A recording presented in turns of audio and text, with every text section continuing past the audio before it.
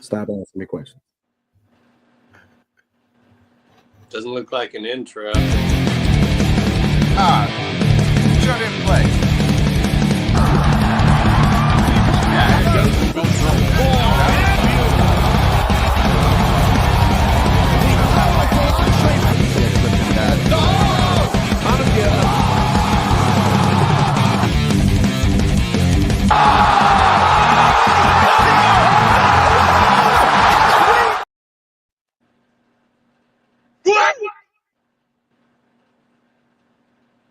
Good evening, fight fans. Welcome to another great episode of Headkicks and Haymakers. I'm your boy Bodkins, and of course, with me as always, your boy K-Wit and Mr. Bobby Blunts, baby.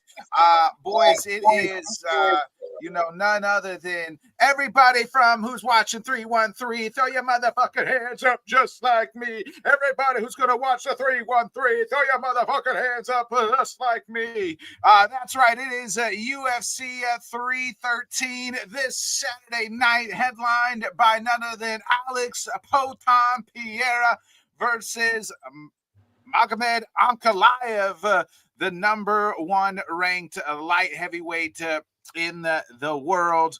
It has been a while. Ankalaev has had his opportunity. He has scratched, he has crawled, and he is back in the title scene finally against Alex Pereira in a card that's, it took a hit when Dan Hooker had to leave the card, but they replaced it with a nice piece in Rafael Fiziev. And I think this card in a whole, before we start breaking it down, Bobby, looks pretty good. What about you? Yeah, no, I'm fairly happy with it. There's some prelim fights on there that I'm really excited about. The main card is okay. I mean, it was kind of like top heavy with the, main and co-main. But there are some still really sneaky matchups on there, and you get a fighting nerd opening up the card. So it definitely is one of the bigger kind of cards. But I haven't really felt that big potent fight week vibe yet. I went through some media day to day to try to get it, but I don't know. Maybe we'll get it closer to the press conference, but.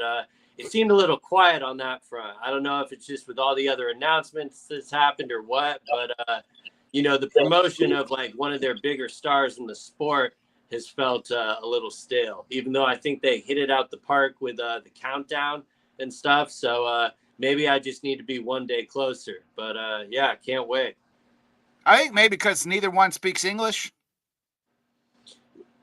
Could be a big part of the lack of interviews you're seeing and stuff, but I don't know. I'm pretty past Poten not speaking English. I've gotten pretty used to it. It's kind of part of his mystique and stuff, and I love reading, so give me those translations. I'm looking at this card, and to me it literally looks like. It kind of obviously outside of the main event, it looks like it's kind of like an old guard versus new guard. You know what I mean? You have Gaethje versus Fiziev. You got Jalen Turner, who's young, but he's at the bottom of the rankings, been around for a while, versus Ignacio, who's trying to enter the rankings, another guy that's kind of young. Lemos, who's been around. You got King Green, who's been around, and he's taken on the young Marcio Ruffy. So this is it seems like an old guard kind of some new blood trying to come up in here.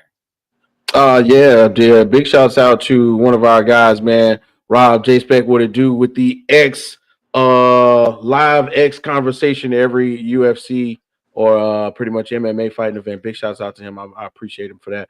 But yeah, check it out, man. This is one of those where I think you got it exactly right. They kind of paired it with a lot of up and coming guys on the card versus a lot of namesake guys, just like you named for sure. We got Gaethje on the card, Curtis Blades, King Green, Lemos.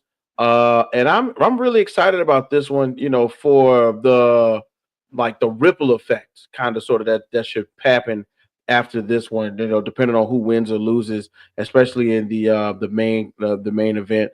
And say the effect that this will have, months down the line as we get into, the when the UFC train gets rolling during the second and third quarter, like we always do, which will always include International Fight Week. I think this will have like play a huge part into what we see going into the end of 2025, even though it's just the very beginning. Yeah, you're right. Like, I mean, especially with a guy like Alex Pereira, and if he loses, like everything's on the table for him, right? Like we were just talking off air, Dana. I was kind of messing with Bobby. Dana had come out and said, like, Alex Pereira will get the winner of John Jones if he wins Saturday night. We'll get the winner of John Jones versus Tom Aspinall. At media today, Alex Pereira also said like he would welcome a fight at 205 with DDP. Also, he's mentioned boxing with Usyk. So like everything, it seems like he's at that point where he gets past Ankalaev. He's pretty much done everything that he could do at 205 and kind of cleaned it all out, and he can do whatever he wants. But we've also seen where guys where they get to this point, a la Kamaru Usman, and they slip on the old banana peel and are never the same. Can Ankalaev, is he going to be that guy? Rob kind of said it here. It's like he is the number one contender. He's the legit number one contender. There's not a lot of attention towards him because, this is just the pure fight fan, number one versus number two. And so I think that it's all on the table for Alex Pereira. Like he has built him. He is probably, like Bobby said, right now, maybe the most active UFC star there is. And, it's all on the table, his future, what will happen the rest of 2025. And it could all settle on, all the countless doors he could open with winning Saturday night. Now, on the other side, if he loses, I would think they would run that back. Would you think so, Bobby, if he loses on Saturday night? I don't know. It could have a huge ripple effect. I mean, John Jones could very well tweet that he's going to retire if he loses. Mm-hmm. I know there's obviously the Aspinall fight, but, I do think his first move might be to consider going up to heavyweight instead of running it back. I think the UFC would obviously have no issue in doing it because, they'd want to put him in that scenario. But at the same time, if Ankalaev wins, it opens up a lot of fresh matchups in the division. But, I think in the end, the favoritism to Potent is definitely going to probably go over any of that. But, I could see them running it back immediately. But I could also see him just being like, okay, I have my run at 205. Let's try 265. Oh, Rob's got a good question here, and he's probably right. Let's ask the hard question. How many stars does UFC have to headline a pay-per-view today in 2025? Well, Alex, John Jones, Stars. The names ring bells no matter Alex, when we say them. Alex. I mean, I am not sure maybe if I'm misinterpreting the question, but is he asking how many stars need to be on each pay-per-view? Because I think the answer to that would be, they build one main title fight and then go with a co-main. I think he's asking how many stars the UFC has.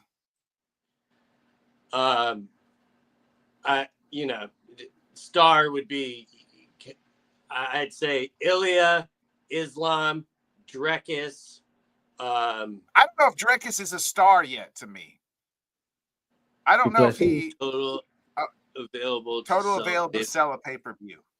Yeah, I mean, that's the good question of it is they've really gone away from the star model. So, they don't have too many of those big guys, but proven commodities, I'd probably say, Islam and like Ilya and Potan, right? And Pereira. And Alex Volkanovski Alex and Max still there to me, I think. Right. Well, John Jones always brings in that extra, amount of people that don't watch every pay-per-view. So he's still kind of a proven commodity as well. at one point it was definitely Izzy when he was on his streak. Yeah. But you know, I'm surprised you guys didn't say somebody that I'm thinking about right now. Who? The one of the most spoon-fed stars that I think the UFC somewhat created, but also had a really good run. He just ran into somebody who overpowered him in a place in which he was injured, but also he O'Malley? was structurally not sound. There you go. O'Malley was built basically Yeah. to do exactly what Rob is talking about: a star, a face, a name, a look. You know what I'm saying? I think kind of sort of when I'm thinking about a star, you know, it's really it sucks kind of sort of to refer to Connor as a star because of all of the stuff that happened with him in the background. But when you just strip all the outside, he built himself. He came with a look. He talked the talk. He walked the walk, and then he went in the ring multiple times before he got taken out. So I'm really, you know, I would even still throw O'Malley in there. One loss doesn't take away his stardom for me. We let Connor go in there 3 or 4 times to get his ass whooped technically before we kind of, you know, took him down a peg. So I would still throw O'Malley in there a little bit. Yeah, you're right. That's probably the guy. That's the guy they wanted, I think. With you're Yeah, 1,000% right there. I agree with you. I will say this as far as like they've done a good job. Yes, like Connor became bigger than the brand, right? And they don't want they're taking a page out of the WWE. We don't want you to become bigger than the brand. We want the brand to be the biggest thing. We don't Mm-hmm. want somebody to be bigger than the brand. Connor became bigger than the brand, Most definitely.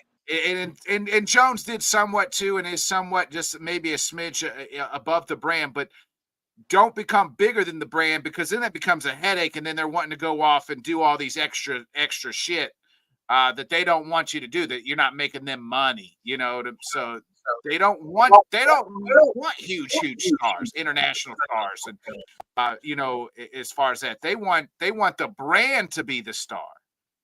Well, They want you to come watch. They want you to come watch UFC. It doesn't matter who's on the card. You're watching because it's UFC, not because of who's headlining the who's on the marquee. And pretty much like the news that happened today with Dana announcing, you know, that they're going to be getting into TKO boxing. I think the writing on the wall is more than ever to the UFC fighters of you're going to have to figure out marketing yourself. It's on you. You know, we don't even give enough shit about the sport to do that. We're going to focus doing that in boxing. So it comes down to if a lot of these guys can market themselves. And, you know, sometimes you get some disingenuous marketing because of that. But as Dana says, it's the fight game. So To a degree, man, you know, one of the things is this is the era of the self-made star. You know what I'm saying? If I'm a UFC fighter, I got a nephew, a cousin, somebody who likes to do this type of thing, and I can build up a brand of me working out with the iPhone. You know what I'm saying? And it may start small, but as long as I'm putting the product out there in the ring, especially, you know, I'm getting W's. I'm getting out of the ring, and I'm walking down, and I'm getting on YouTube Live. I'm getting on Instagram Live. Yeah, this is what it comes with putting in hard work. You know, you saw that level. There's ways to do it, and way before, you know, Chuck Liddell, we didn't know Chuck Liddell was Chuck Liddell, the man, kind of sort of, until we saw him training naked, which was an accident. You know what I'm saying? So this is the era where you can do it on your own. You can build yourself, and even though, you know, the UFC does give you know, a slight gentle nudge to some people, you can do it. You can do it on your own. And I think you got to do stuff. to multiple things. You're on the I agree with what you're saying. With you got to do multiple things. To that guy that fought last weekend, even though he lost, Energy Charles Johnson, like Skolnick gang, like you got to have a different kind of look. You got to fight often, and you got to perform in the octagon all at the same time. Like there was a lot of people on my social media that were tweeting about, you know, about him last Saturday, even though he lost. Like even, you know, like just before the fight and even after the fight, we're still fans of him. And this is a guy that's, you know, not that, he's becoming popular, but, he's not like number one, or he's never fought for the title at that point in time. He's just has built a nice little brand for himself. So. And it was such like after that fight happened, there were like multiple fights that just dragged out, and it just solidified that he should have been way higher up on the card. Yeah, that definitely was your one first and second fit a target demographic. That exactly. Rob's kind of right there too. I gotta stand here and hold Monster Can, please. Stand here, hold Monster Can. Exactly. Let's get back on track here to UFC 313, 313, baby. There's some real quick. I wanted to highlight some fights on the prelim. Curtis Blades is opening. He is the kind of the main featured prelim. That was a fight that was actually supposed to be the main event of an Apex card a couple weeks ago. Joshua Van's on this card. Armin Petrosian. So there's a nice couple fights. A couple names on the prelims to kind of get it started. But let's start here on the main. In the main card, it is. None other than Mr. King Green makes his return. We haven't seen him since he fought Paddy Pimblett and was choked out, but he had won 3 of his last 5. Green's, if there was like, rankings of 16 and 17, he's probably sitting right around there. He's on, one of the fighting nerds in Marcio Ruffy. Green is a dog here at plus 350. Ruffy's the heavy favorite at minus 500. Ruffy's 11-1. Green, he's got we all know King Green has got the experience. He's 32-16-1. Bobby, I'll start. How do you see this opening of the main card going? Yeah, for sure. Quick side note before I get into that Joshua Van fight, I really wish was on the main card. Like they should have swapped that with the Lemos fight, because that was a short notice fight that I can't believe he even took. Like he fighting like the up and coming undefeated kid. So credit to him. That's probably one of the bigger fights that I'm excited for on the card. Now, getting in to Ruffy and Bobby Green, I think that line is pretty justified. Green is always a gamer, and you know exactly what fight you're going to get with him. But I don't know. I just see a big size difference there to begin with. So I don't really know. There are definitely avenues where Green can lay one down and possibly put him down. But I don't know. I haven't gone against a fighting nerd yet, and I don't think I'm going to start here.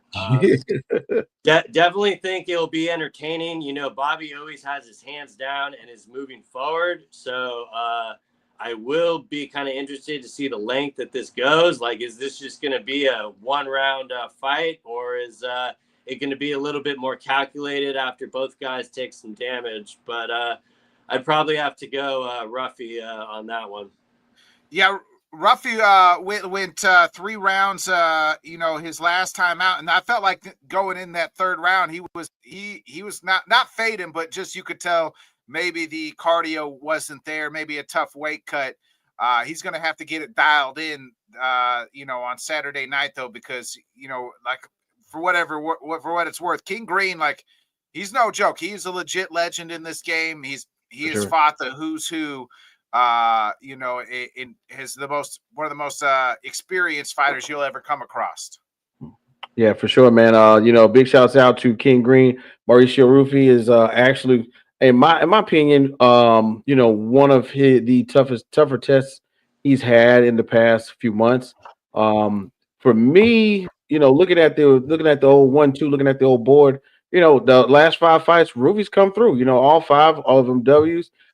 Just like you mentioned earlier, King Green's won 3 out of the last 2, and right now, going into 2025 or coming into 2025, the fighting nerds are making a name for themselves.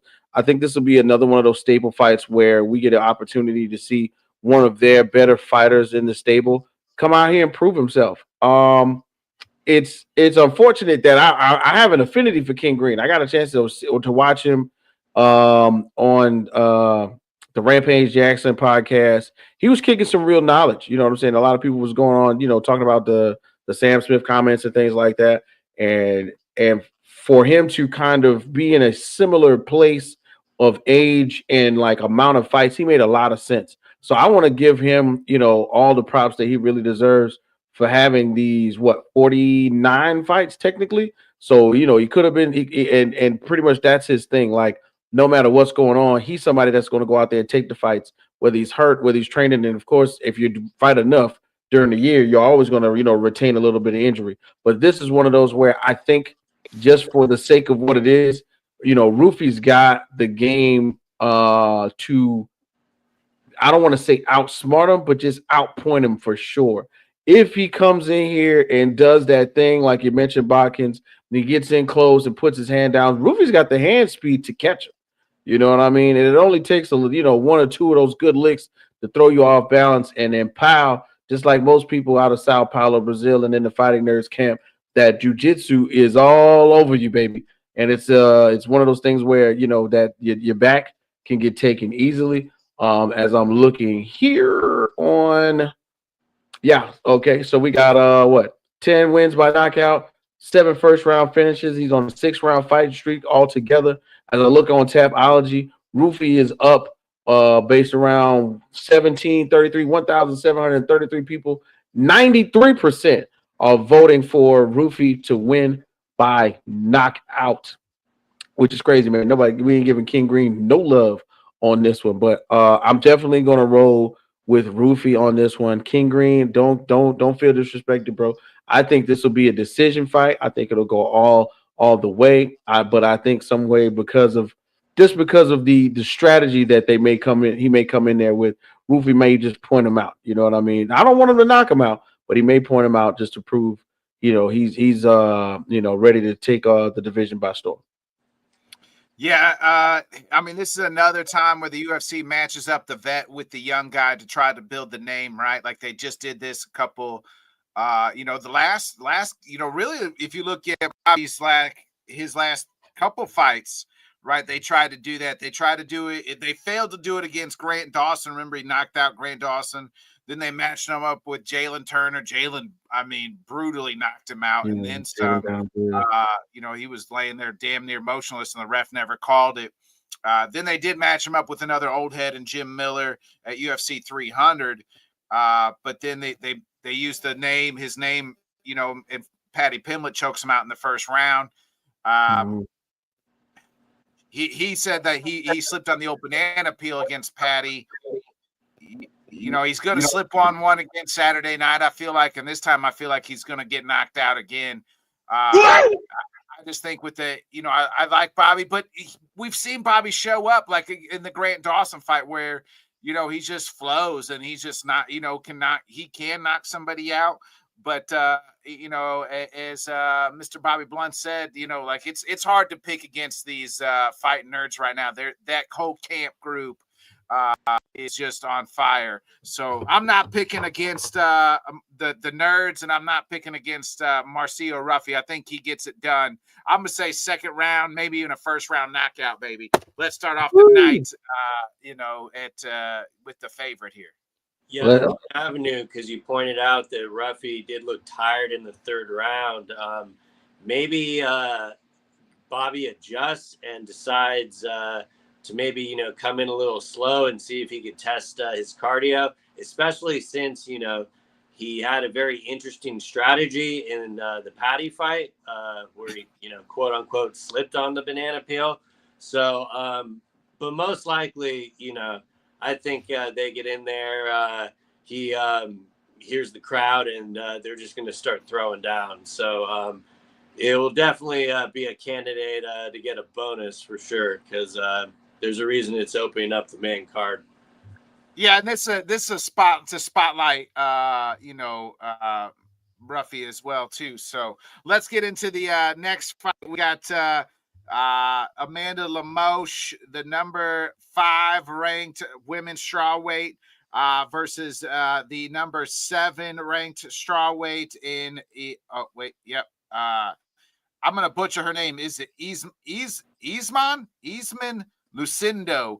Limoges is 14-4. She is the dog at plus 115. She has won 3 out of the last 5. But Eastman has won 4 in a row. She's 11-5. She's the favorite at minus 135. To Brazil. This is Brazil on Brazil crime here, Whit. You're muted. Wow, I was saying so much. No, I'm just kidding. Yeah, but Brazil on Brazil right here. This is actually a pretty much good one. Yasmin. Thank you so much, Paul, for the enunciation. Thanks, Paul. Good man. We definitely appreciate pronouncing fighters' names correctly here on Headkicks Haymakers. So for the most part, man, Yasmin is. I'm looking at a couple of things. I've been watching some of these clips from her fight. She's pretty dangerous on the feet. One of the things that we know for sure when it comes to Amanda Lemos, this is not her first rodeo. But this is also an occasion where the younger lioness can come in and knock her off of her game for sure. Right now, Lemos has been going through a couple things, as the division is I don't want to say has moved on from her, but right now, as she is the number 5 star rate in the division, you know what I'm saying? She's got these 8 wins by knockout. To me, this is definitely an opportunity for her to step up as we get the opportunity to see her go against one of these younger, more, I don't want to say more talented fighters, but the name for Yasmin right now is definitely ringing more bells. I'm looking at it like this because it's so close in terms of wins and losses. You know what I'm saying? Of course, Lemos just took an L versus Verna Jandroba, right? She got lost by armbar. And Jandroba, I think, had figured out how to manipulate the fight just enough to get her in a position where, Lemos pretty much, I think, put herself into a really a position where she normally isn't in. You know what I mean? Normally we see Lemos with this dominant position right now. But Yasmin right now on this 4-fight win streak, we just saw her take on Mariana Rodriguez, got a split decision about like 4 months ago. I think I watched that one, if I'm not mistaken.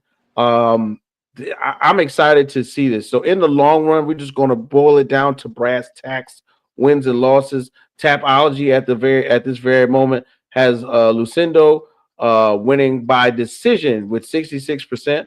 That's 1,566, 1,566 people went ahead and voted for Yasmin to win by decision. I think I'm gonna go ahead and roll with the old dog on this one though, and see if Lemos could go out there and do that thing that we're used to seeing her do, get those hands moving. You know what I'm saying, and try not to get taken to the ground where she's not where she is comfortable, but when she is in a non-dominant position, I don't really like her like that. I don't like that because it's I've seen her on more than one occasion get taken advantage of. Of course, you know what I'm saying. Zhang Wei Li is different. Of course, when we saw her fight about a year ago, we know that, but she got put in a really odd position where she couldn't get out of that one, and that pretty much is how she lost that fight. I see the opportunity for Yasmin to do the same thing in this one, but I'm gonna roll with the old dog because hopefully she learned a lesson and she's not gonna let Yasmin slip up and get her on the ground and take advantage of her. So yes, go ahead and roll with Lemos on this one. Oosh, that's the whole thing. Whit makes a good point. I didn't realize this.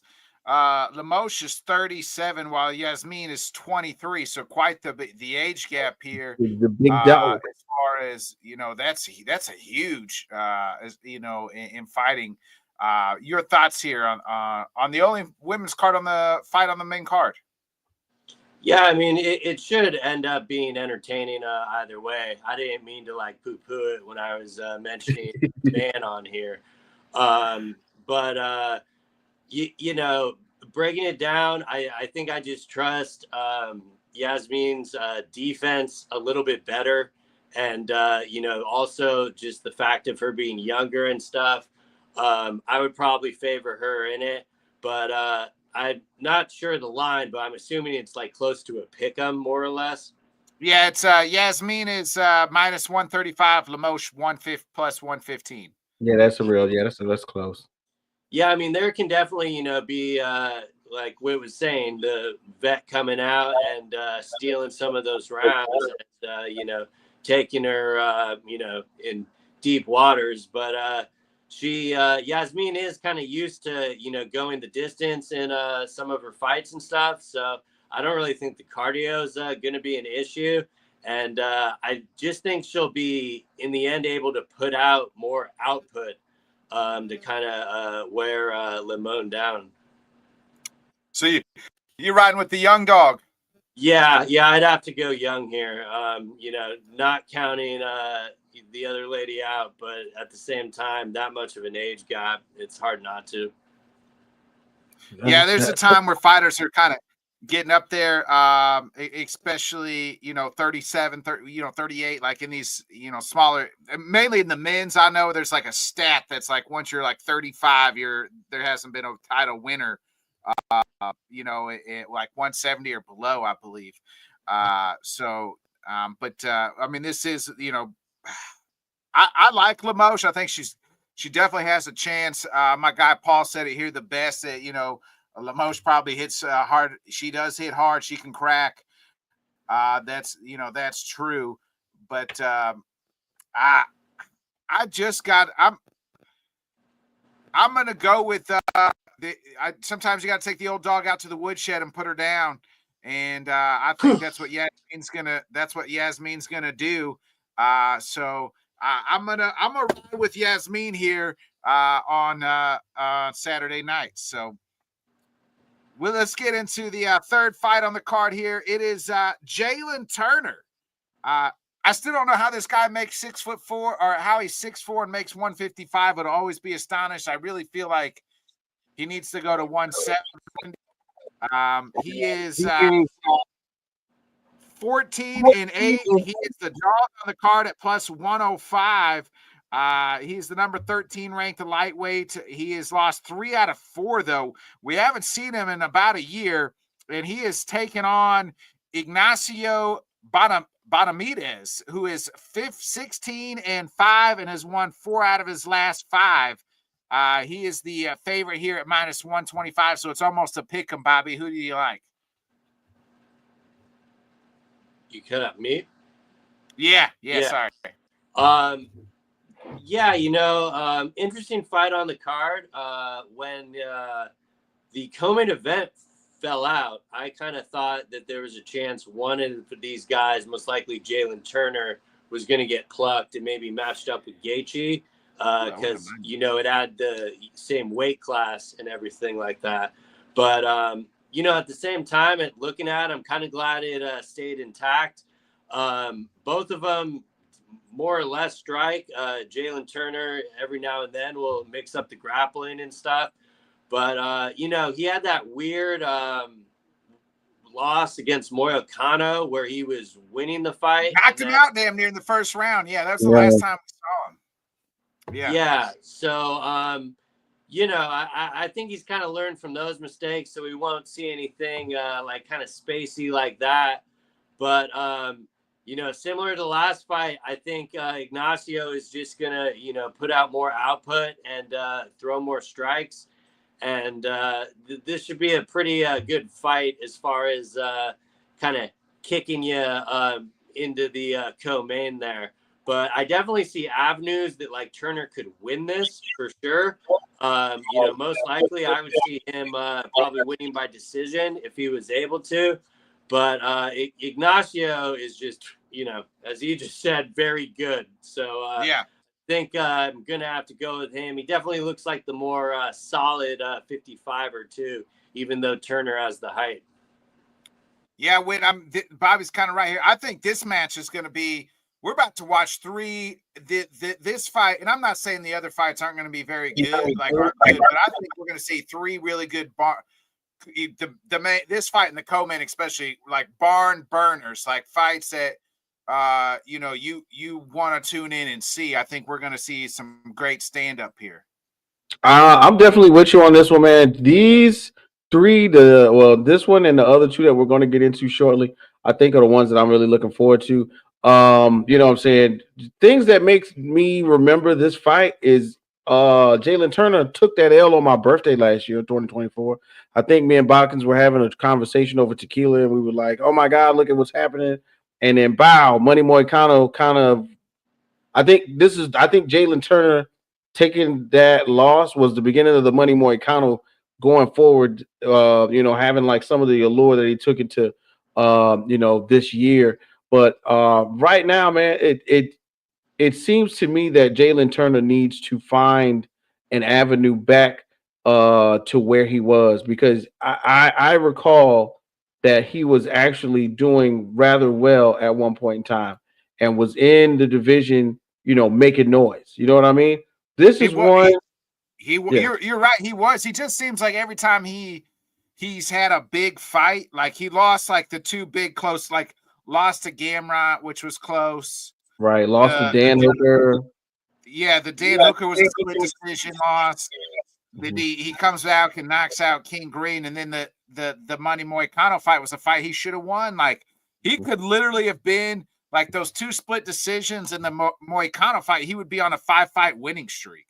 Right. And this is definitely one of those, you know, occasions where we have to look at Well, actually, Ignacio longer than Bahamondes. 5-fight winning streak. He had a bunch of a run before that. So yeah, but I mean, just think like he's like one or two mistakes or things away from like he could been at the top of this lightweight division. Right. And you know, right now, lightweight is one of those divisions where, hey, look, you know, one move in the right direction and you're in there. You know what I mean? So it's it's it's funny to see, like you said, it's funny to see him down at the bottom. He's currently 13. This could be the springboard he needs to jump back into that 9, 10, 8 range. You know what I mean? But as I look at some of the information from Tapology, Bahamondes brings the funk when he steps into the ring, coming off of a winning what 4 out of his last 5 fights. Did man he beat Manuel Torres 5 months ago, Cristo Giagos about 10 months ago. You know, it's really looking kind of steep for you know, our guy Jalen Turner right here, man. I mean, because these knockouts were against serious competition, you know, and right now sitting at 16-5, Baja Mendez is basically like lying in wait for the opportunity. And Jalen Turner could just be the stepping stone that he needs. Looking at again at Tapology, 1,558 people voted. 60% got Baja Mendez winning by knockout. I think in reality, man, although I feel for Jalen Turner, I feel for his return to the ring after about a year off or a little less than a year off. I think this is not the best competition to come into and say, hey, I'm going to take over. This is my way back. This could also be one of those fall out of the top 15 easily after you lose this one. So I'm running with Baja Mendez on this one, man. Jalen Turner's my dog, but I got to go with my brain. And I'm gonna say it happens by knockout. You know, I don't think, you know, sometimes ring rust. We've talked about it plenty of times. Ring rust is real in the UFC. And being out a year is a year after a loss. You know, you got to get those wheels turning a little earlier. So unfortunately, I think Jalen Turner takes a loss in this one and probably takes a really good bounce back, you know, towards the summertime when he can get a good Apex win or something. Yeah, That's so man, cold. Turner. Put him in the game. No, I know. Witness was like, was like, hey, fuck him. He's going to the apex. That's like wishing death upon your enemy. Hey man, you know Jalen there Walker. were some good fights at the Apex. Yeah, I mean, this is true. Paul nailed it here. Jalen walking away from Moicano before the fight was over was huge. Bonuses at UFC 300. Yeah, lost a lot of money. He probably that. I mean, yeah, that was huge. Huge, bro. I think, and to his credit though, that was right after he murdered Bobby Green in the octagon, where the ref didn't stop the fight. So like he's had it like both ends of the table where Who ref that again? Huh? Who ref that? Was that New Jersey ref or? Like, yeah, I think so. The guy that just let it just was like in awe. Like quick. Bobby Green's head is like bouncing off. Yeah, Bobby Green was out, bro. Bobby Green was out. The ref is like, I think he's getting up. His head is shaking. Do you want to go on, son? He's like, yeah, he shook his head, yes, times. Right. Man, it is tough. I've picked Jalen Turner probably to win almost every fight. I mean, I really have. I'm such a fan of his. I picked him to beat Gamrot. He lost. I picked him to beat Dan Hooker. He lost. I picked him to beat Money Moicano. He lost. Oh, yeah. You know what? Fool me once, shame on me. Fool me twice, shame on you. Fool me 3 times, I'm an idiot. There won't be a 4th time. I'm going with Ignacio, baby. Let's get it going. Ignacio. I love it. Ref had money on Bobby. Yeah. Amen, Paul. Amen to that. But he took the over. Yeah. Either that or Bobby owed him some money. He's like, I'm gonna let him go. It was one or the other. Let's get into the co-main event. This was supposed to be Dan Hooker's spot. We know Dan Hooker is not fighting it. He has a hand injury. Enter Rafael Fiziev, who we haven't seen since September 23rd of 2023. So almost 2 years, a year and a half off, a year and some change off. He had an ACL injury. These two had a barn burner back in 2019. Or was it 2021? I'm sorry. A couple years ago when they fought. I believe that was actually 2023. When they fight? Now I'm screwed myself up. Fiziev. There it is. Around 23. Yeah, it's about 2 years ago. 23, right? Yeah, it was 23. They fought back in May of 2023 in a majority decision won by Justin Gaethje. Obviously, we know we haven't seen Justin Gaethje since UFC 300. This is number 3. This is number 11. Justin is plus 140. Fiziev minus 170. I'm a little surprised on the odds here. Like, I know it was the majority decision that went to Justin last time but the fact that we have not seen Fiziev in over a year it is wild. And maybe you're just as good as your just last fight, but remember the fight before that, Justin Gaethje knocked out Dustin Poirier dead cold. So, you know, I didn't really think. I mean, Justin didn't look great against Max, but he didn't look I don't know. He didn't look awful. Go ahead. I'll start with you on this co-main event. Yeah, man. I'm excited about this one, to be real with you. Of course, Justin Gaethje. The electricity that he brings to just about every match. 300 was crazy. Of course, we will never forget that moment. But when it comes to exciting fights, Poirier exciting, Fiziev exciting, Oliveira took an L but was exciting. Chandler, see you at the top. It was exciting. Thank you once again for Mr. Chandler coming on last week. Iron Mike, one of our favorite interviews ever here on Headkicks and Haymakers. Go check that out on YouTube.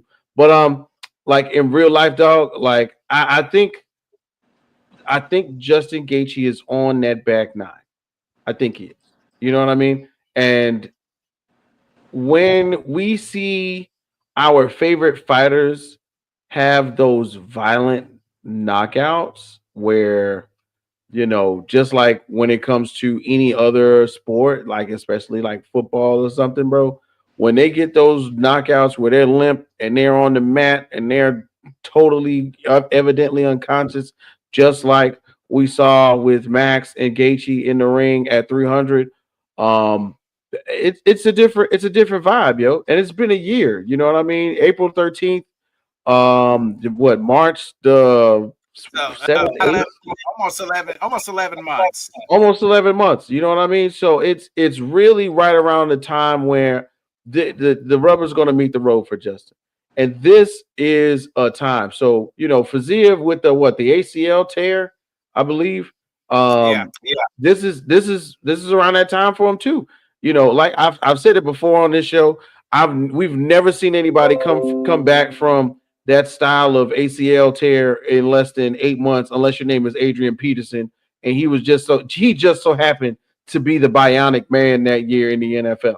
We've never seen it. So Faziev, right about now, this is the time where you put that knee under as much stress as possible, and you see if you can trust it.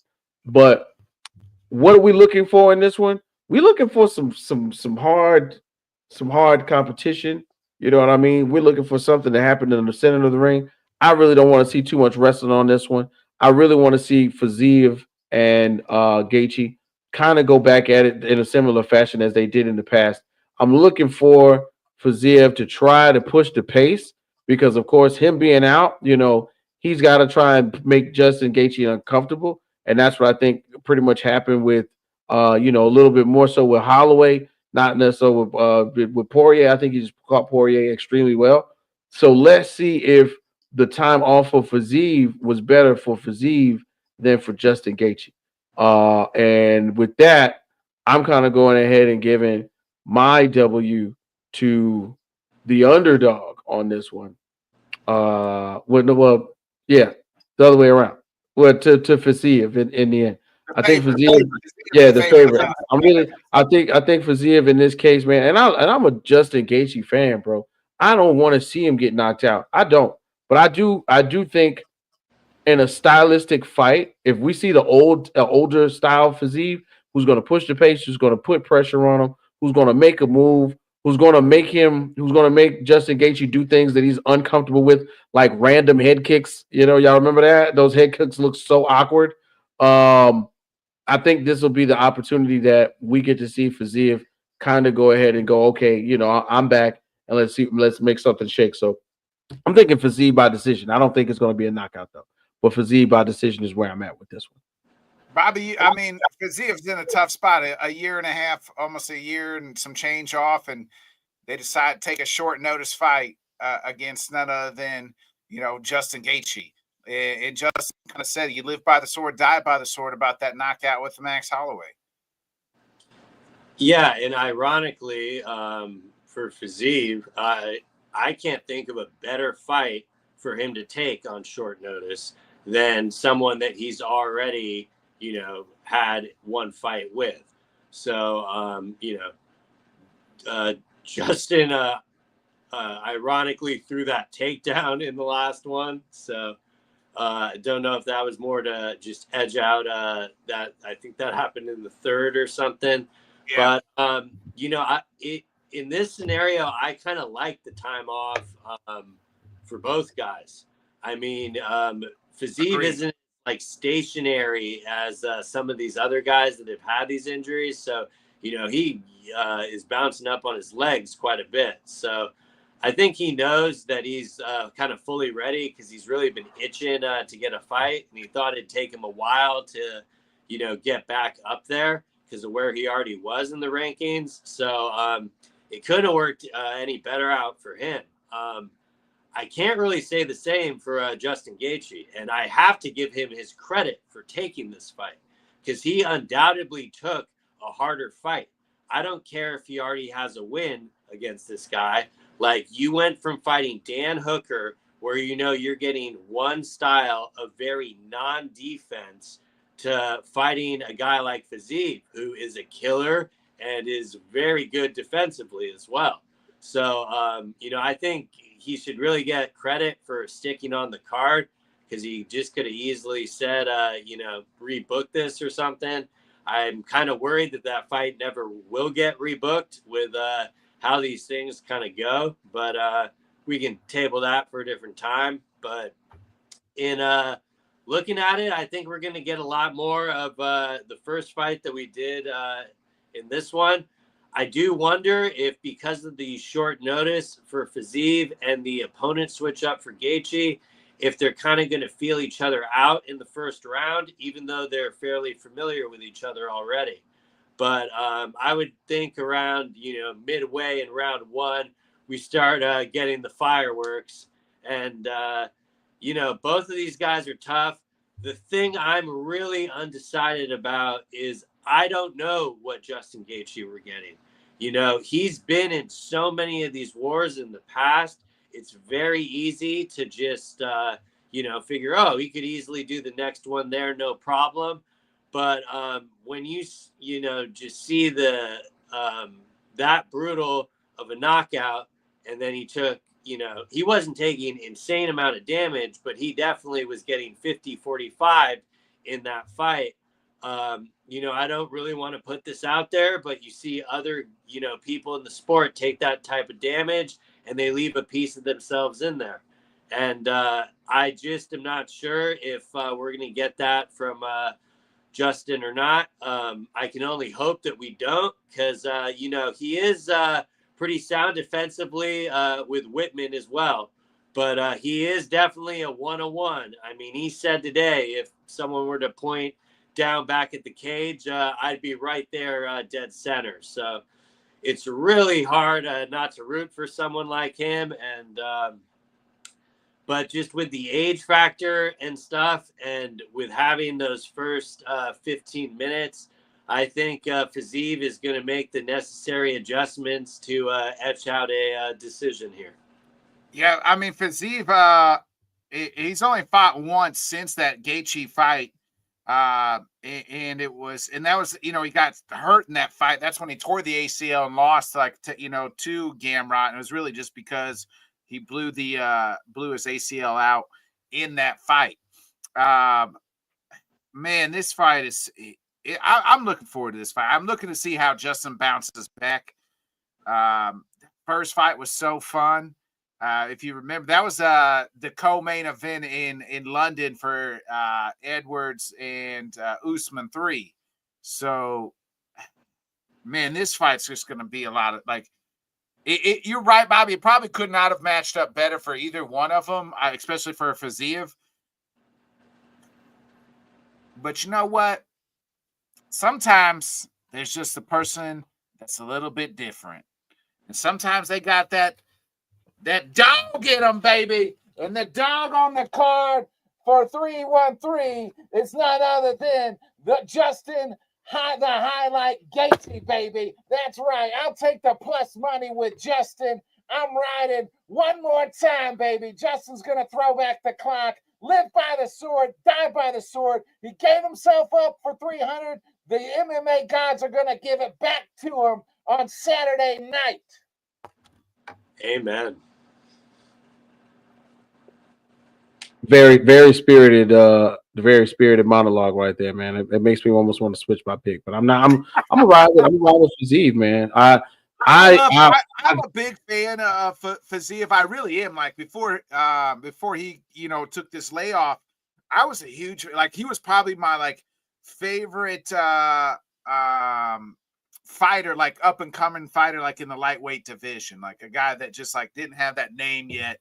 So yeah, I'm a huge fan of his as well. So I mean that's probably the fight I'm looking forward to the most on Saturday. I'm just already looking forward to the Dan Hooker and Gaethje fight, but I love this fight. The first fight was so much fun.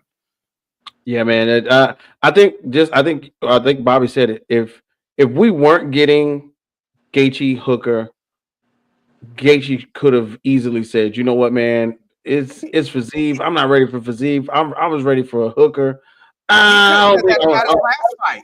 He was due to fight in the title fight. And then he got. Yeah. For the record, I would have picked Justin to beat Hooker if that matchup was still intact. Yeah, I think for sure. I would have probably went Gaethje on that one, but to me, no matter what the outcome is, especially in a loss for Gaethje, I think he's already done enough to cement his name. You know what I mean? Fiziev's been striking. Yeah, I mean that is wild. Yeah, right. And Fiziev is a dog, and I like him, but I'll take the plus money here. Let's get into the main event, boy. It is none other than Alex Potan Pereira, the reigning, defending light heavyweight champion. It's crazy to think that his UFC debut was just a little over 3 years ago. Since then, he is 12-2.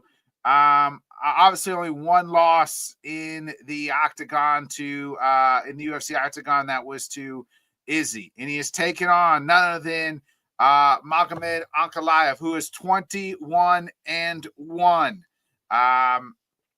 It is a straight pick'em.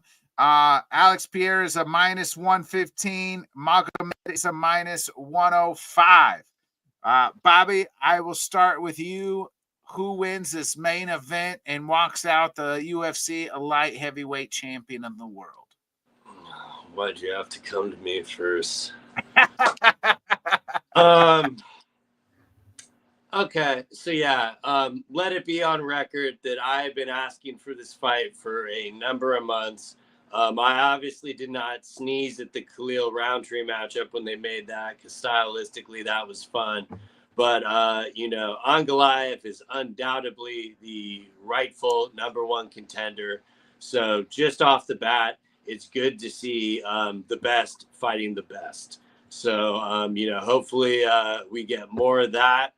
And, initially before this was booked, I was pretty emphatic that even if they booked this, I would still pick Alex Pereira, mainly just because he's able to kind of come through in these moments and, just show up with that left hook.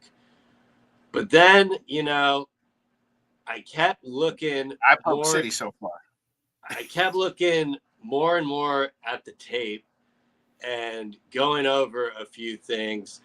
And so going back to the Khalil Roundtree fight, I think that's a big advantage for Ankalaev that Pereira put an additional 4 rounds of tape against a southpaw out there. And, we saw where Khalil had the success with that, was kind of pressuring and giving Pereira, no room to move and moving forward. Ankalaev is pretty good at pressuring and moving forward. Definitely I would favor Potent with the left hook. But other than that, I do think that Ankalaev is a little bit more polished of an MMA striker. And what I mean by that is just say, for example, with his straight left, he's going to be able to spam takedowns with that straight left. And I think a majority of this fight will be standing, but I think Ankalaev is going to, kind of spam those takedowns to always make Pereira, look for the hips there.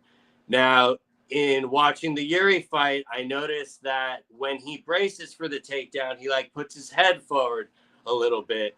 And I don't know if Ankalaev can pick up on that. That could be fairly dangerous. I also think him pressuring forward could, Alex seems to accept fighting on his back foot a lot, mainly because he has insane power and he can, just knock people out. So I don't think it's going to be anywhere out of the ordinary to him, but I also think that's why he might embrace it. And in doing that, it might take a little bit of power off of those calf kicks if Ankalaev is always, moving forward and pressuring him. So the thing is, after going through all that, there's a decent chance that it's just Chama and he just still ends up finishing him in the early rounds there. So, I think that's definitely why the line is reflected as a pick'em still. Personally, I was a little surprised that it didn't swing towards, Ankalaev's way just because of the grappling aspect. But, I think people are going off his other fights where he really doesn't implore a lot of that. But I definitely think Potent success is going to be in the early 2 rounds. But if it goes longer than that, I'm going to be getting nervous for Potent there. because, Ankalaev is a gamer and he's aggressive and he does hit hard. You look at the success Khalil had with him, and it was, really blitzing him and going out there. But that does go with its drawbacks. So, that's definitely kind of the fight you're getting. And that's exactly why I'm extremely excited for this. They easily could have sold me on this alone. But I don't know. When you ask me who I'm picking, I just keep going back and forth with that. To borrow a line from Witt here, my heart definitely wants to go potent. But shit, I don't know. The more and more I look at it, and the other thing that I think is not getting talked about enough is Ankalaev flubbed that first title shot that he got. And I do have to think that he has made corrections to know that, he is not going to do that again. And, it's miles high for Pereira, so I do wonder what type of pressure he feels. I would totally listen to the argument if you're saying this win would cement his legacy, so he is taking this test more serious than anything. I saw he asked Hunter Campbell, he wanted them to turn it around last year, and, the UFC wanted to build a little bit of this title thing. So I'm not counting Pereira out at all. But I think if there's one fighter in this division that's going to beat him, it's Ankalaev. So I guess after going through it and talking everyone's ear off, I've pretty much flip-flopped on my previous stance. And I'll be having to go and new here. God help us. Oh, God. Hey, that's a flip-flop, flippy-flop, flippy-flop, flippy-flop. Witt, what about you, my man? Oh man, I'm gonna try and not be on the seesaw as much as Bobby, but I understand, bro. My mind. Bobby was going through it in real lifetime. Right. You can see it like going back and forth on who he wanted to pick. I'm gonna tell you guys what I did. So here in my local neighborhood out here in Orange Park, Florida, man, I'm going to regular stores and I got guys, man.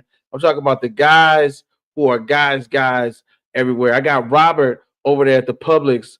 Bagging groceries. He always bumps into me. He goes, "Hey man, aren't you the guy with the show?" And I'm like, "No, we've had this conversation 20 times." Robert says, "Let's see what Ankalaev does." I got Christopher over there at Ollie's. Big shouts out to Chris. He is actually in high school and he wrestles, I believe. Every time I see him, his shirt is smaller and smaller. Big shouts out to Chris. Chris says, "Let's see what happens with the wrestling." Me personally, I'm in this boat, man, where you in order to fight Poatan, you gotta have a conviction. You know what I mean? You gotta have a good why. Because you could go in there and your career could be turned upside down in a matter of seconds if he lands one of them left hooks. What is Ankalaev's why right now?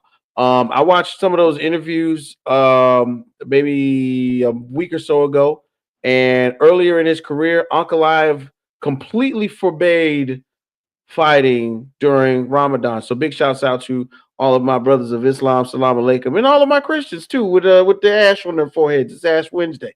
Just in case if you know, you know.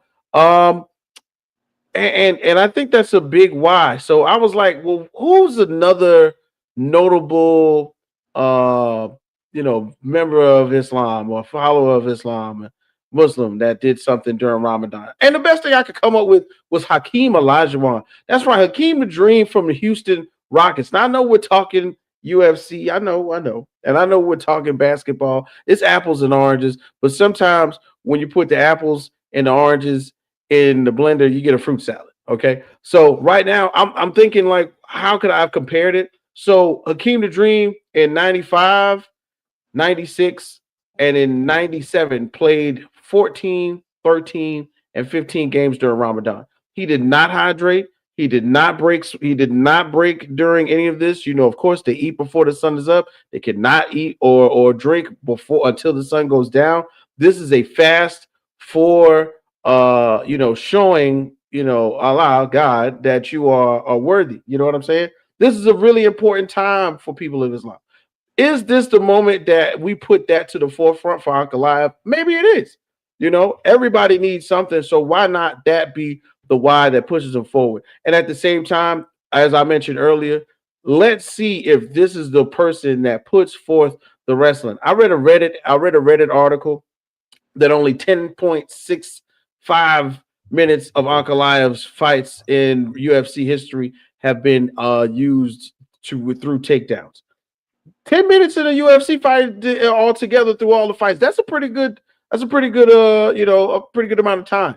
You know what I mean? So for me, the even just the threatening of the possibility of trying to get Poatan to the ground is where I think he has a bit of the advantage mentally. You know what I'm saying? Don't because what's happened, we've talked about it. Everybody said, is Alex Pereira somehow going to figure out the puzzle that is Alex Pereira and maybe wrestle him or get him in an uncomfortable position. Somehow, some way, somehow, I think that Alex Pereira is going to be ready for it. I think he's going to be fully prepared. With that Muay Thai and that kickboxing background, Ankalaev could very much well catch a knee to the forehead and get a sprawl and be put in a really bad position that I don't think he wants to be in, especially with with Pierre on top of him. This is one of those where, once again, as you hear me waffle, but not as much as Bobby, I have to try to pick with my head and not my heart because my heart is screaming for Pierre right now, but my head wants to tell me Ankalaev. And God dog it, I got to go with my heart this time, man. I'm gonna go Pierre. Unfortunately, and for real, I'm going to go Pereira, and I'm going to say it's going to be points this time. I don't think Ankalaev. I think Ankalaev is going to be extremely cautious. You know what I mean? I think that's going to the word of the day will be caution. Don't go in there. Don't get caught. Don't put yourself in a vulnerable position. Don't do this. Don't do that. So they're going to do that thing where they go around the ring for 5 rounds. But we're going to see some really good exchanges, I think, and the opportunity will arise for Ankalaev to try to use his wrestling to try and manipulate Piera in there in the ring. And we'll see, man, what kind of resolve he has as he will be fasting for Ramadan on Saturday, live in full effect, and then the sun will be down and then he can hydrate in the corner. But until the sun goes down, he can't do anything. Does that have an effect on his body and how he's able to take punishment? Who knows? But I'm definitely excited to see this one for sure. But I'm going Pierre by decision. One of the few fights that we'll ever see go to the scorecard for a Pierre fight is what I'm thinking this weekend. So Paul says you can't pick Big Ant during Chamadan. So Bob, you got something real quick before I go? Yeah, just there were holes on the tape. So the question is Ankalaev going to be able to capitalize on those? And that's what ultimately led me to that pick. But another thing that kind of edged me to it is finding out that Ankalaev is not currently fasting right now. I thought Pereira was just trolling him, but he confirmed it. So he's not completely going to be as tired as maybe I thought he was from the fasting. So a small nudge that direction too. But get to screaming Shamba. Real quick. If you're right, and it goes the distance by Alex Pierre, that's plus 650. Hey, so that should be higher, in my opinion. Yeah. How about this though? If it's Pierre by KO, you're looking at plus 150. So that's not too bad. That's definitely worth the juice right there. I'd play that instead of his money line. Huh? Oh yeah. Oh yeah. It's minus money if you money line. Exactly. For Ankalaev, if it's KO or knockout, it's plus 325. By points, it's plus 275. And if it's Alex by sub, you're looking at plus 1,700, and Ankalaev by subs plus 1,000. Ankalaev should be plus 1,700 too, because he's never even attempted a submission in the UFC. Put the money on him. There's that. Bobby, you mentioned something when you were talking about it, the leg kicks, and if you remember, in that first like 2.5 rounds of the Jan Blachowicz fight, Jan was eating at Ankalaev's legs, and was knocking down the big tree. And as we know, there is nobody probably in the UFC, maybe Justin Gaethje, that has better leg kicks than Alex Pereira. They're so quick and they're so strong. And if Ankalaev cannot figure out how to check a leg kick, it's going to be a long night, or a short night for him, should we say? Much like Yuri Prochazka, who still probably hasn't figured out how to, check a leg kick. And I think that's going to be the problem and the downfall for Ankalaev. I just, for whatever, like Alex Pierre, like I am a little nervous, like I mentioned at the very top, like everything, it seems like when you're at the peak of the mountaintop and you have all these getting ready to open up maybe other doors and avenues, this is usually when life checks you and knocks you back down. But him talking about Usyk really concerned me to that. Yes, same. So, but with that being said, I like it. Still UFC light heavyweight champion of the world, Alex Proton Pereira.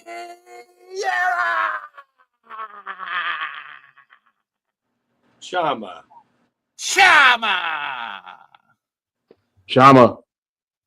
Before we get out of here, man, we got boxing to discuss. I mean, I feel like we're back in the old days in boxing. You can't spell controversy without spelling boxing on Saturday night, and it all starts with Mr. Tank Davis. I don't know about you, but where I come from, you need the canvas, as Bobby is doing.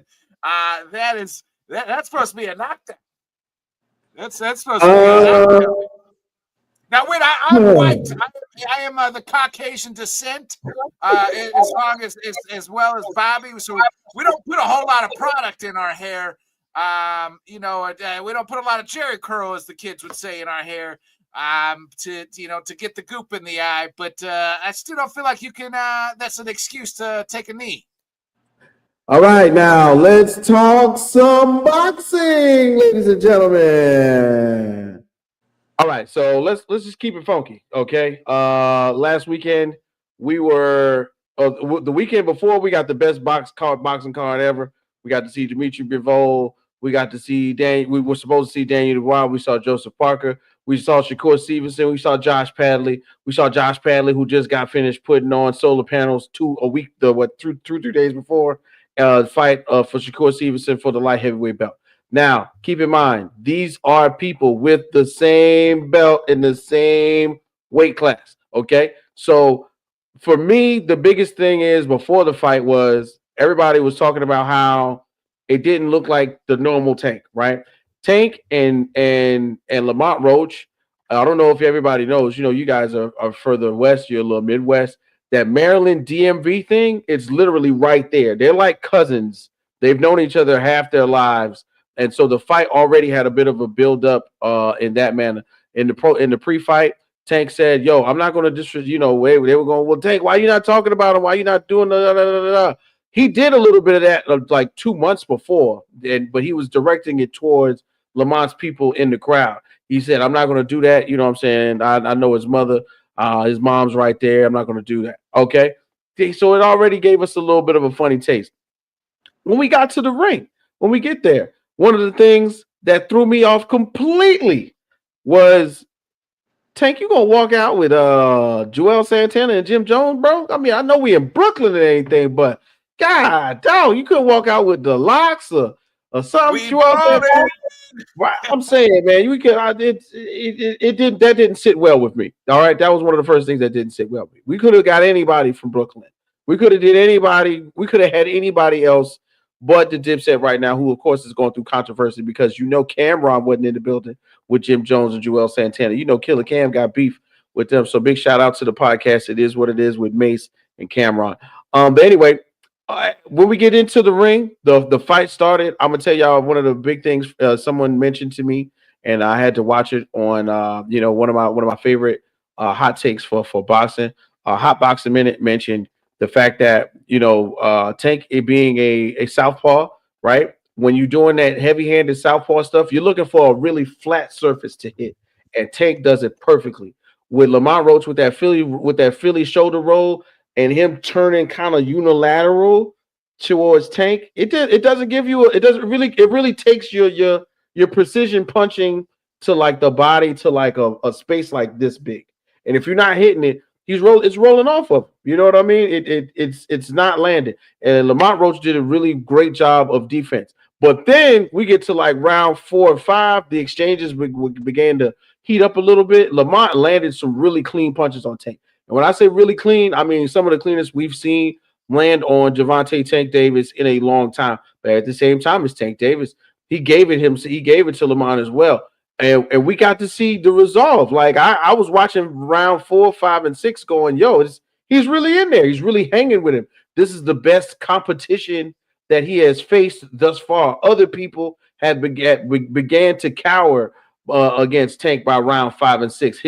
The corner man was going, hey, you look, make sure you do this. And Tank is screaming at him, yo, I got this. I got him. Don't worry. But then we get to the 9th round when Lamont seemingly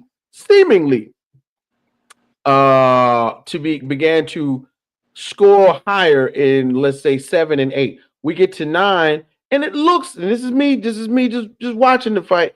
It looked like a bit of a graze happened right across Tank's forehead, which the sweat did drip into his eye. Well, what happens after that, ladies and gentlemen? I don't know if you remember Colin Kaepernick, but Colin Kaepernick took a knee on the NFL football field. Gervonta Tank Davis took a knee in the ring, and nobody counted. Shout out to Derek Willis, the referee. The memes for Mr. Willis have been ridiculous as they got a chance to show. We're not gonna talk bad about Mr. Willis because he is in the Hall of Fame for refereeing. But somehow, some way, we nobody saw it. Willis even put his hand up to count and was so amazed that Gervonta got right up that quickly, ran to the corner, yelled for a towel, and got it, and then put his head back in the ring. Now, this is me right here. My analysis at that point was Tank knew that he took that knee. Tank was thinking they're going to count, but they didn't. So when he went to the corner and they talked to him, Tank immediately cut them off. Like, I know, I got him. That's that cocky side of Tank Davis going, he's not going to last these next 3 rounds, which he was wrong. He was wrong. Okay. 10th round, we got a little bit of a tie-up that took place.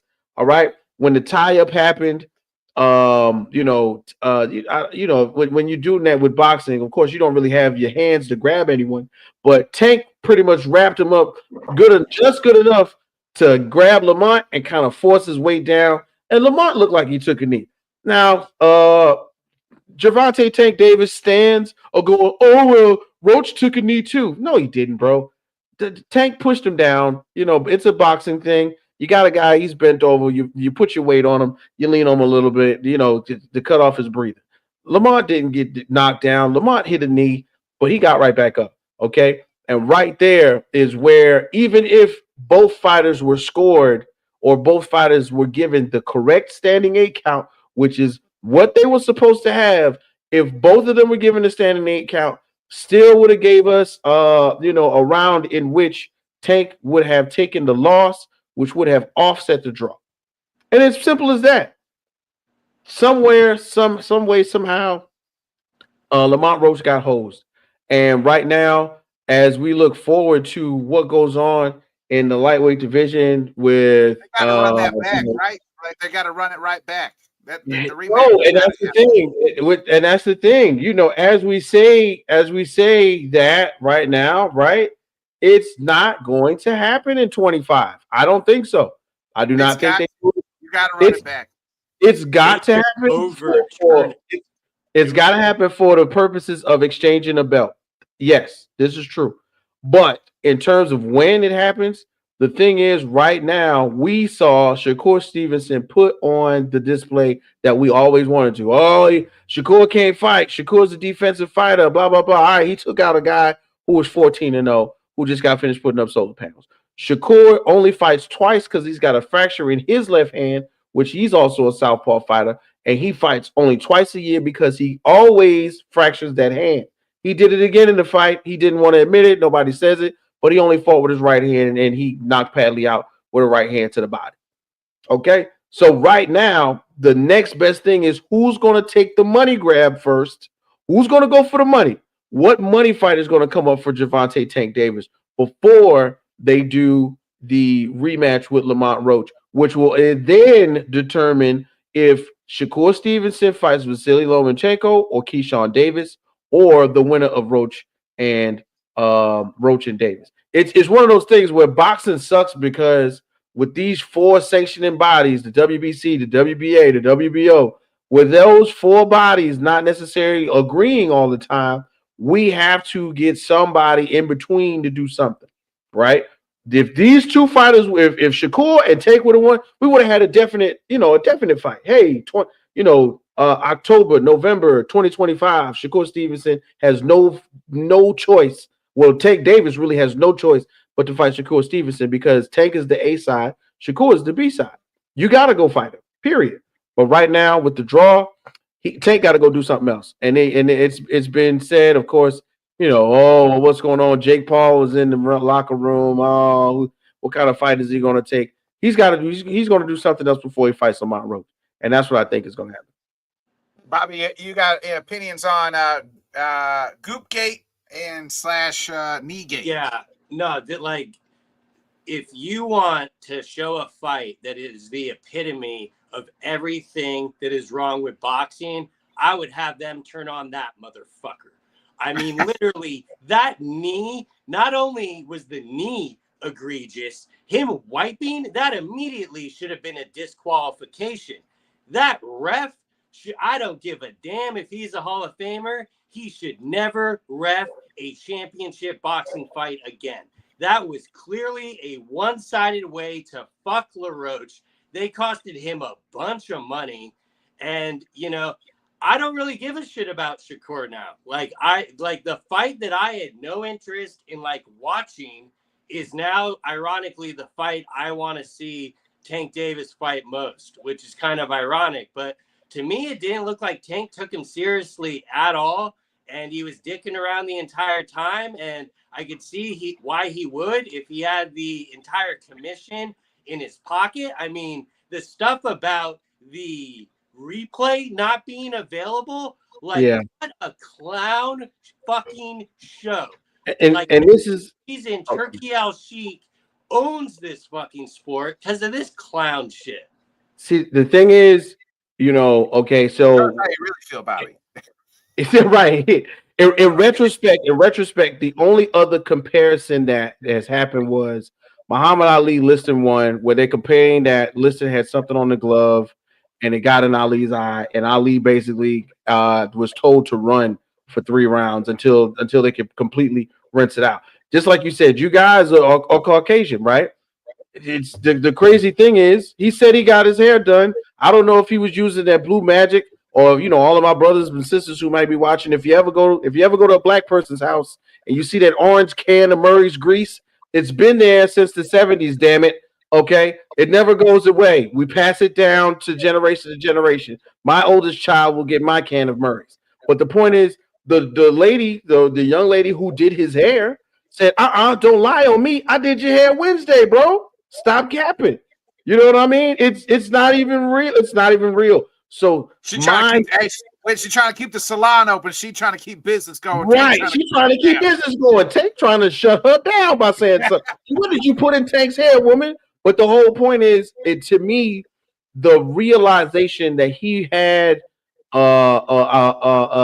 advantage of a senior advantage, a champion advantage. I don't know what you want to call it, but he felt it. He took it. It was given to him. And then in the corner, I'm telling you, in that corner between 9 and 10, they are screaming at him.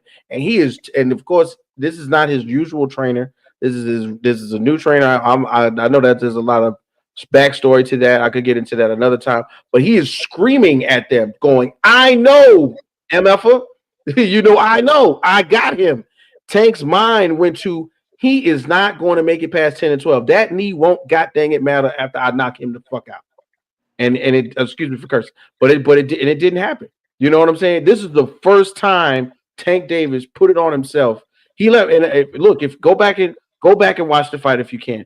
Rounds 11 and 12. Tank is setting a trap. Tank's hands are damn near to his knee, okay? And he's waiting on you to swing so he can counter you with that left and break your jaw.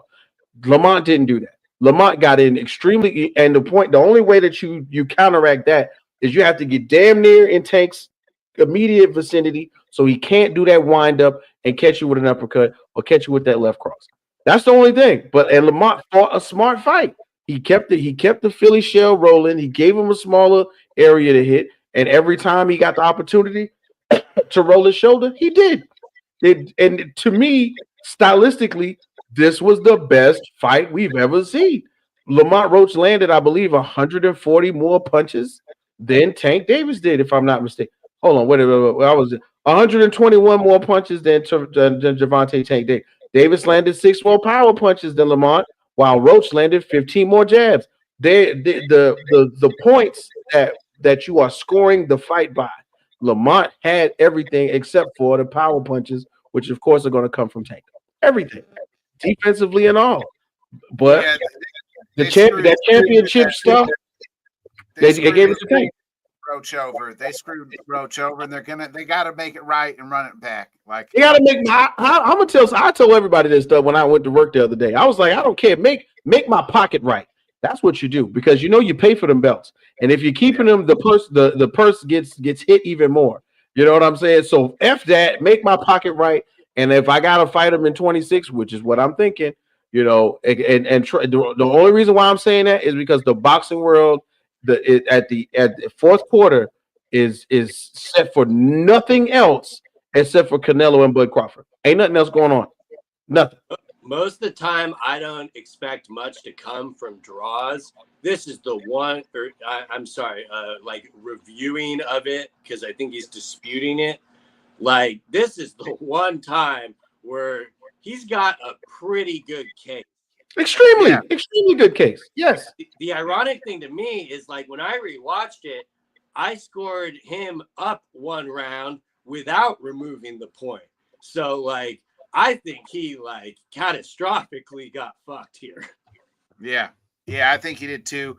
Real quick before we get out of here, we got to mention maybe the most seismic, Whit, you mentioned all these different leagues and organizations. Well, we are about to get a new one, and it might shift the change of boxing forever. Who knows? Mr. Turki Al-Sheikh has now will now form a new boxing league with none other than TKO, headlined by him, Dana White. They will have the production that, Dana was on. Pat McAfee said all this extra bullshit you see in these boxing fights, all that'll be fucking gone. It'll be like kind of run like the production will be UFC. It'll be fight after fight after fight. Turki will he's going to front a shit ton of money. He's got good relationships with fighters. This thing is I don't know how they're going to do it or when they're going to do it. It seems like Turki kind of said in August or September, I believe, was when they want their first event to be. But man, this thing seems to is going to shift the world of boxing. Hopefully for the better. Who knows? For better for the viewers, I think. I don't know about for the boxers. I don't know. Bobby, you don't seem assured why. I mean, you're talking about taking the UFC model and applying it to boxing. So the UFC model, the company makes 70% of the revenue and the fighters get like 30. So like to me, like, this is Turkey's way back in to actually make a profit. Because, like, in the past, he just shells this all out because he's burning money. He doesn't really care. But when they get this actually locked down and set up like years in advance, this is going to be like the first venue venture where he's definitely going to profit. So, and unfortunately, boxing definitely did it to itself. And it reminds me a lot of the Toy Story meme of Andy dropping Woody saying, "I don't want to play with you no more." That reminds me of Turkey with like Matchroom and all these other organizations, because now he's got Dana, and those two can do some good together, but they can definitely equally do some bad. So I'll be interested to see how that all plays out. Yeah. Your thoughts on what could be the potential change in boxing? Okay, so I'm going to throw it to Mike Coppinger of ESPN. I got a chance to. I was at work while this was happening, basically. So I was reading it on my phone. I was kind of blown away. Basically, with TKO taking over UFC and WWE, this is going to be a big deal. But what they really want is the money machine, which is Riyadh and the Saudi Arabia General Entertainment Authority, to be behind this monetarily. They plan on doing their first big promotion plan event in like 2026. It'll be a highly structured system to develop new talent from around the world, including athlete combines and academics. To me, the words that they were using in the Dana White interview on First Take was basically to say this: they're going to cut a lot of that arguing and bullshit out. Okay, when Al Heyman and Paul Krieger, even though they're Paul across the Paul's in England and Al Heyman's over here in a bulletproof Humvee that nobody knows and can never clearly identify, where Al Heyman is, they're going to cut a lot of that out. Okay, none of that middleman, A side, B side, argumentative things that have happened. The guys from Top Rank, the guys from Matchroom, Golden Boy, Money Team, all of these different names and entities which control multiple boxers in different pretty much what you would call divisions, so to speak. All of that's going to be thrown out of the window. The money part that normally everybody goes to Turkey Al Sheikh for, where he pretty much gives you what you want, Dana White's going to step in and go, we ain't doing that bull. Nah, that's over with. You're going to come here. You're going to fight on our platform. We're going to come to an even keel agreement, and you're going to grow. Period. You know what I'm saying? Right now, they're going to go 12-12, though. I don't think they're going to go 12. They're fighting on 12-12. No, I mean, but in the aspect of what could be built, I think literally the idea is that Dana White is in there to be the pit bull. Period. Dana White is in the room. You're not going to before Turkey Al Sheikh is a nice guy. He's from Islam. There's a respect factor that goes along with them doing business, and they're not necessarily going to tell you that they see you screaming or spewing or asking for BS to your face. Now we got Dana White in the room, so to not have Turkey Al Sheikh step out of character, you know what I mean? Turkey Al Sheikh's not going to step out of character. The oil barons aren't going to step out of character. They're not going to tell you that they got the two other real benefactors watching on a Zoom camera. You know what I'm saying? Typing messages to each other, going, "Yo, this ain't it." They got Dana White in the room. This isn't right. You need to make it right. Get out of here when you come with a reasonable offer. Period. And then they're going to get the boxes in the ring, and that's what Turkey Al Sheikh has won all since 2024 when he began to shake up 23 really, when he began to shake up the boxing world. Turkey can get the guys in the ring, but Dana White's going to make sure we're not getting screwed over with the money when it comes to TKO. So I'm excited. First event's going to be in 2026 possibly. Can't wait. They said September, like this September, August or September, they're going to have an event. They said, I mean, it's a possibility. The report says 26. The report says 26. If it does happen this year, I'll be excited, and I'm definitely going to tune in. You can't even explain to me. I don't even care what it is or who it is. I'm going to be tuned in just because I want to see exactly what's going on. Yeah, that Marvin Vittori Apex card, we should use that pod to get into this a lot more because, we're not going to be breaking that thing down too much. Yeah, we'll talk a little bit more about this and some other things next week. Bobby, you got any final thoughts before we get up out of here? Not really. Maybe final thoughts on the UFC 313. Look for Marion Santos. Won the Ultimate Fighter. He's making his UFC debut. I'm glad they gave him a debut with an actual crowd and not at the Apex. So kudos to them. Excited about that and the Joshua Van fight. But other than that, yeah, get to the fights. Whit, any final thoughts before we get up out of here? Man, hey, once again, thanks for doing the Headkicks and Haymakers. This is an exciting year for boxing, ladies and gentlemen. Some really big things are happening. I don't know if you guys got a chance to see the fight, but the Mexican monster was there. Mr. George Benavides. He did pretty much say, "Hey, screw Canelo. Canelo's going to do what Canelo wants to do.